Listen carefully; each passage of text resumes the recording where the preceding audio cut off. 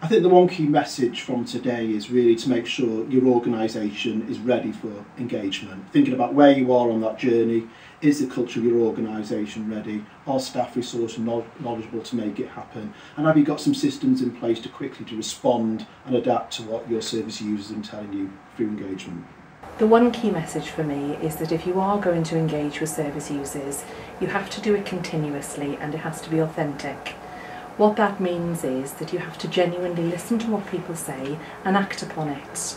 If you can't, because there are constraints where their views about change are not possible to deliver, it's even more important that they have the feedback and the honest appraisal of why we can't do what people want.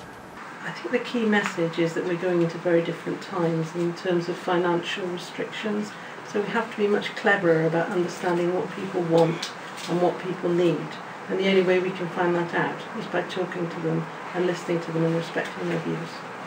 The one key message I think delegates need to take away is to be ready for the transfer of power that will come with proper engagement, so that actually people that are users of the service really genuinely are able to own what they get.